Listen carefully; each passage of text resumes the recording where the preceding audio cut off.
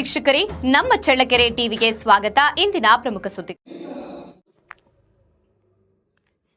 Neat ಪ್ರಶ್ನೆ ಪತ್ರಿಕೆ ಸೋರಿಕೆ ಹಾಗೂ ಶಿಕ್ಷಣ ಕ್ಷೇತ್ರದ ಲೋಪಗಳನ್ನು ಸರಿಪಡಿಸುವಂತೆ ಒತ್ತಾಯಿಸಿ ನವದೆಹಲಿಯ ಜಂತರ್ ಮಂತರ್ ಬಳಿ ಪ್ರತಿಭಟನೆ ನಡೆಸುತ್ತಿದ್ದವರ ಮೇಲೆ ಪೊಲೀಸರು ಲಾಠಿ ಪ್ರಹಾರ ಹಾಗೂ ಜಲಪಿರಂಗಿ ಮೂಲಕ ದಾಳಿ ನಡೆಸಿರುವುದು ಖಂಡನೀಯ ಎಂದು ಚಳ್ಳಕೆರೆ ಶಾಸಕ ಹಾಗೂ ಕರ್ನಾಟಕ ರಾಜ್ಯ ಸಣ್ಣ ಕೈಗಾರಿಕೆಗಳ ಅಭಿವೃದ್ಧಿ ನಿಗಮದ ಅಧ್ಯಕ್ಷರಾದ ಟಿ ರಘುಮೂರ್ತಿ ತಿಳಿಸಿದ್ದಾರೆ.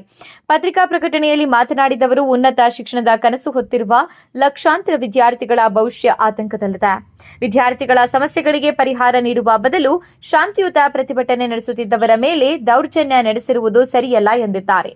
ಸೋನಂ ವಾಂಗ್ಚುಕ್ ಅವರ ನಿರಶನಕ್ಕೆ ಲಕ್ಷಾಂತರ ಮಂದಿ ಬೆಂಬಲ ವ್ಯಕ್ತಪಡಿಸಿದ್ದಾರೆ. ಆದರೆ ಕೇಂದ್ರ ಸರ್ಕಾರ ಅವರನ್ನ ಬಲವಂತವಾಗಿ ಆಸ್ಪತ್ರೆಗೆ ದಾಖಲಿಸುವ ಮೂಲಕ ಹೋರಾಟವನ್ನ ನಿಲ್ಲಿಸಲು ಮುಂದಾಗಿರುವುದು ಖಂಡನೀಯ ಎಂದು ಅವರು ಆರೋಪಿಸಿದ್ದಾರೆ.